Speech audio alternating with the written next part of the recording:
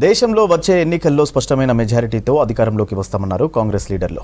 ఇప్పటివరకు పూర్తయిన 6 దశల లోక్సభ పోలింగ్లో తమ కూటమికి అత్యధిక సీట్లు వస్తాయన్నారు. ప్రధాని మోదీ ప్రజలకు మధ్య జరుగుతున్న ఎన్నికలు అన్నారు. జూన్ 4న ప్రధాని మోదీకి గుడ్ బై చెప్పేందుకు ప్రజలు సిద్ధంగా ఉన్నారని తెలిపారు.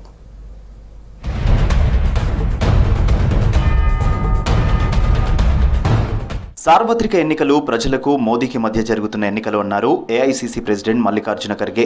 ఈ ఎన్నికలు ప్రజలకు బీజేపీకి మధ్య, ప్రజలకు ఆర్ఎస్ఎస్ కు మధ్య జరుగుతున్న ఎలక్షన్స్ అన్నారు ఖర్గే.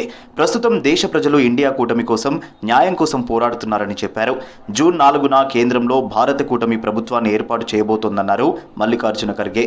हिंदू मुसलमान की बात करते हैं, कास्ट में झगड़ा लगाने की बात करते हैं, दलित आदिवासी का रक्षण का उन्होंने अब पीढ़ा उठाया। अरे ये तो संविधान में है।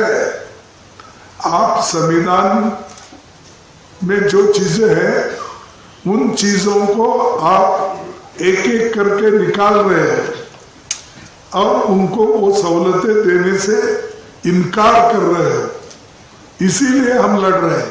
మోదీ పాలనలో దేశంలో యువత, మహిళలు, రైతులు ఆందోళన చెందుతున్నారన్నారు AICC general secretary Priyanka Gandhi. Congress ను విమర్శించడం మాని ముందు సమస్యలను పరిష్కరించాలని సూచించారు. ఇండియా కూటమిని విమర్శించడం మోదీ పనిగా పెట్టుకున్నారని మండిపడ్డారు.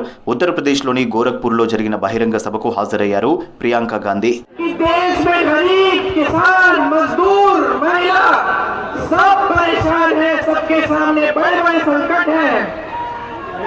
यहाँ मेरे किसान भाई परेशान हैं,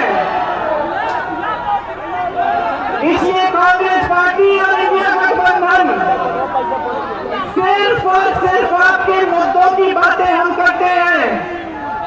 हम सिर्फ यही बातें करते हैं जिससे आपका मतलब है. हम चुनाव में प्रचार करने आते हैं तो हम बताते हैं कि हम बेरोजगारी को कम करने के लिए क्या करेंगे. స్పష్టమైన మెజారిటీతో ఇండియా కూటమి అధికారంలోకి వస్తుందన్నారు కాంగ్రెస్ సీనియర్ నేత జైరాం రమేష్. జూన్ 4న ప్రధాని మోదీకి గుడ్ బై చెప్పేందుకు ప్రజలు సిద్ధంగా ఉన్నారని తెలిపారు. ఇప్పటి వరకు పూర్తయిన 6 దశల సార్వత్రిక ఎన్నికల్లో తమ కూటమికి అత్యధిక సీట్లు వస్తాయన్నారు. మొదటి 2 దశల్లోనే దక్షిణ భారతంలో బీజేపీ పూర్తిగా కనుమరుగైందన్నారు జైరాం రమేష్. तो इंडिया जनबंधन को 4 जून को स्पष्ट और निर्णायक जनादेश मिलेगा.